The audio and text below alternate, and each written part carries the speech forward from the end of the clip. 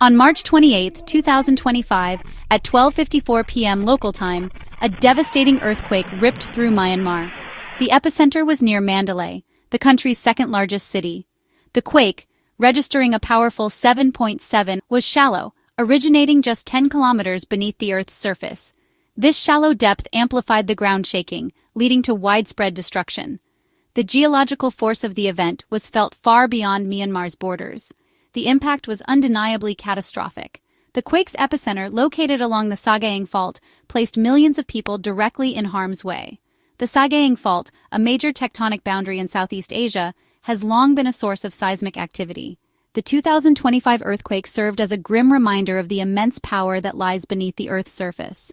The Sagaing Fault, where the Indian and Eurasian tectonic plates collide, has a long and turbulent history. This collision, ongoing for millions of years, has sculpted the region's landscape, creating towering mountains and deep valleys. It has also been responsible for some of the most powerful earthquakes in recorded history. In 1930, a 7.3 magnitude quake devastated the Bago region, leaving a trail of destruction in its wake. The 2025 earthquake, the latest in this long line of seismic events, underscored the inherent danger of living along this volatile fault line. The Sagaing Fault is a strike-slip fault, meaning that the tectonic plates slide horizontally past each other. This type of fault movement often generates powerful earthquakes, as the immense pressure between the plates is released suddenly and violently.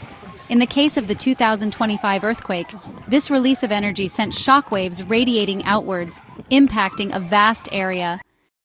The impact of the earthquake was felt most acutely in Myanmar, where the death toll climbed to over 1,655. Mandalay, the epicenter of the devastation, bore the brunt of the quake's fury. Buildings crumbled, streets buckled, and ancient temples, some dating back centuries, were reduced to rubble. The official figures, released by Myanmar's government, painted a grim picture: 1,670 injured and over 1,000 missing in Mandalay alone. However, aid organizations on the ground feared that the true numbers were far higher. The quake struck at midday, a time when many people were at work or school, trapping countless victims beneath the debris. The tremors extended far beyond Myanmar's borders, shaking neighboring Thailand and China. In Thailand, at least 11 people lost their lives, including 8 in a shocking building collapse in Bangkok. The 33-story structure, located near the bustling Chatuchak market, crumbled despite being hundreds of miles from the epicenter. This incident highlighted the unpredictable nature of earthquakes and the potential for distant damage. In the hours and days following the main earthquake, a series of powerful aftershocks continued to rattle the region. These aftershocks, some registering as high as 6.7 on the Richter scale, hampered rescue efforts and sowed fear among the already traumatized population. The ground, still unstable, threatened to unleash further destruction. The aftershocks, while less powerful than the main quake, posed a significant threat to already weakened structures. Buildings that had survived the initial tremor often crumbled under the strain of subsequent shocks. This added another layer of complexity to the already daunting task facing rescue workers. As the scale of the disaster became apparent, international aid organizations mobilized to provide assistance. The United Nations activated its International Charter on Space and Major Disasters, granting affected countries access to satellite imagery and data to aid in damage assessment and relief efforts. The 2025 Myanmar earthquake presented a unique set of challenges for humanitarian responders. The country, already grappling with a long-running civil war, had a fragile infrastructure and limited resources to cope with a disaster of this magnitude.